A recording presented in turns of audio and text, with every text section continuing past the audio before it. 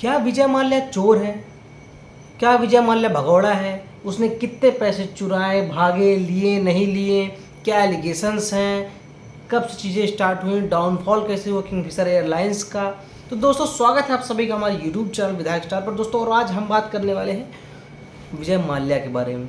जी हाँ दोस्तों, इस समय विजय माल्या फिर से चर्चित में। रीज़न ये है कि हाल फिलहाल में पॉडकास्ट हुआ जो कि 4 घंटे का पॉडकास्ट हुआ, जिसमें विजय माल्या ने अपने साइड से पूरी कहानी बताई स्टार्टिंग से लेके एंड तक। मतलब वो अपनी लाइफ का पीक टाइम की बात की और जिस तरह से डाउनफॉल आया उसकी लाइफ में और किंगफिशर एयरलाइंस में, उसके बिजनेसेस में, और जो एलिगेशंस लगे जहाँ से उसको फिर चोर और दुनिया भर की चीज़ें कहने लगी। दोस्तों हाल फिलहाल में एक पॉडकास्ट हुआ 4 घंटे का, जिसमें पूरा बाकायदा लंबा चौड़ा चिट्ठा बताया गया कि हाँ कब क्या कैसे कैसे हुआ। विजय माल्या ने अपने मुंह से खुद बताया।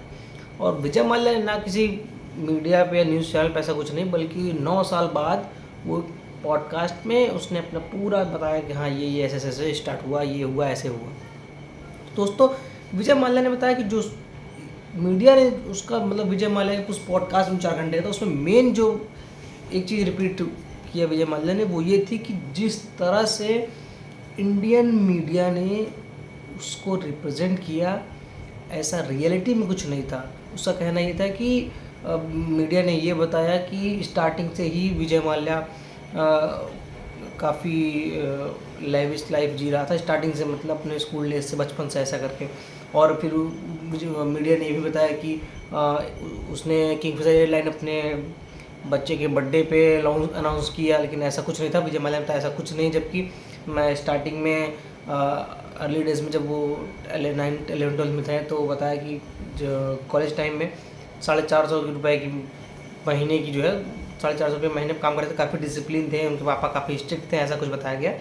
उसने खुद बताया, मतलब अपने मुँह से पूरा बाकायदा बताया। उसके बाद फिर जो मेन डाउनफॉल आया था वो बताया कि किंगफिशर एयरलाइन का जो मेन डाउनफॉल आया वो एक पॉलिसी चेंज होनी थी। मतलब एक पॉलिसी चेंज करना था गवर्नमेंट को। उस समय जो गवर्नमेंट थी तो विजय माल्या ने प्रपोजल लगा कि हाँ अगर ये पॉलिसी चेंज होती ठीक है, नहीं तो प्रॉब्लम हो जाएगी, डाउनफॉल बंद करना पड़ेगा मतलब किंगफिशर को। तो वहाँ से विजय माल्या प्रणब मुखर्जी जी के पास गए और उन्होंने बताया कि मुझे मतलब बंद करना पड़ेगा किंगफिशर एयरलाइन को। तो प्रणब मुखर्जी जी ने कहा कि इन्हें बंद मत करो, और क्या नाम है, मतलब कि इंडियन बैंक जो है वो मदद करेगी, सपोर्ट करेगी पूरा। तो वहाँ से तो फिर विजय माल्या ने ये बताया खास सपोर्ट भी किया। फिर जो लोन वगैरह हुए, डेप्ट लोन मिल गया, कोलेट्रल पे सब कुछ मिल गया। उसके बावजूद भी प्रॉब्लम्स नहीं सही हुई और फिर बैंक करप्ट हो गई कंपनी। तो फिर वहाँ से जो है एलिगेशन स्टार्ट हो गए हैं। और विजय माल्या ने ये भी कहा कि मैं अपने स्टाफ की सैलरी देना चाहता था, पूरा बाकायदा देना चाहता था, बट जो किंगफिशर एयरलाइंस के पैसे थे वो फ्रीज कर दिए गए थे। और विजय माल्या ने ये भी बताया कि मैंने अपने खुद के पर्सनल पैसे भी उसमें डाले, लगभग 3000 करोड़ के आसपास। और विजय माल्या ने ये भी बताया कि और जो बिजनेस थे मेरे उनके पैसे भी मैंने उसमें डाले, लेकिन सारे पैसे फ्रीज हो गए, जिसकी वजह से वो सैलरी नहीं दे पाया। और विजय माल्या ने ये भी बताया कि जो लोग उनको चोर कहते हैं वो किसी का पैसा लेके नहीं भागा।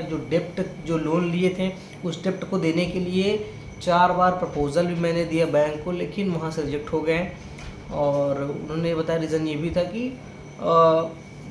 और जो लोग कहते हैं भगौड़ा भगौड़ा वापस नहीं आया, लंदन से भाग गया, ऐसा कुछ। तो उसने बताया कि मैं जिस दिन लंदन आ रहा था मैं दिल्ली में गया था, मेरी फ़्लाइट दिल्ली से थी और दिल्ली में मैं संसद भवन गया, संसद भवन से एयरपोर्ट गया, फिर वहाँ से मैं लंदन आ गया। और बताया कि मैं जब लंदन आ रहा था तो मैं मिस्टर अरुण जेटली से मिला था, जो कि उस समय के फाइनेंस मिनिस्टर थे, उनको मैंने बताया था। उसके बाद मैं लंदन आया और बताया कि मैं लंदन से वापस इंडिया आना चाहता था, बट मेरा पासपोर्ट जो था वो रिवोक कर दिया गया था, तो जिसकी वजह से मैं वापस नहीं आ पाया। और जितने भी एलिगेशंस लगे हैं और पूरा बाकायदा चिट्ठा बताया कि हाँ इतने इतने करोड़ का है नंबर्स में। और ये भी बताया कि विजय माल्या को चोर क्यों कह रहे हैं। उनको सबसे ज़्यादा बुरा ये लगता है कि लोग जो चोर कहते हैं, किसी का पैसा लेकर नहीं भागा, ऐसा विजय माल्या का कहना है उस पॉडकास्ट में। फिर भी लोग ऐसा कहते हैं। और इसका जो मेन रीज़न बताया कि इंडियन मीडिया जो थी वो जिस तरह से रिप्रेजेंट की, उसकी वजह से ये सारी चीज़ें प्रॉब्लम हुई। और उन्होंने ये भी बताया कि इंडिया में लोग बहुत जल्दी इंडियन मीडिया से इन्फ्लुएंस हो जाते हैं और उनकी बातों को सच मान लेते हैं। और ये भी बताया कि इंडिया में अगर कोई बिजनेस फेल होता है तो उसको फ्रॉड मिल जाता है। ये विजय माल्या का कहना था, उस पॉडकास्ट में पूरा बाकायदा बताया जो। और फिर सारे एलिगेशन कुछ प्रूफ भी दिए उसमें, और जो एलिगेशंस लगे कि हाँ पैसा लेके भागा ये वो इतने का करोड़ का स्कैम। और ये भी बताया कि जो टोटल डेप्ट था विथ इंटरेस्ट जो लोन था वो था 6,203 करोड़ रुपए का, और जो रिकवरी हुई वो 14,000 करोड़ की हुई। ऐसा विजय माल्या का कहना है, जो रिकवरी हुई वो 14,000 करोड़ की हुई।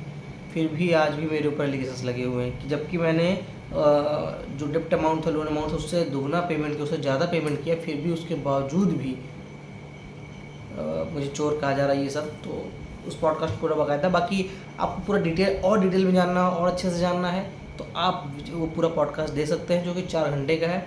उसमें पूरा बाकायदा एक डिटेल बताया गया है और विथ कुछ एविडेंस भी उसमें दिया गया है, ऐसा है, पूरा अपना पक्ष रखा है।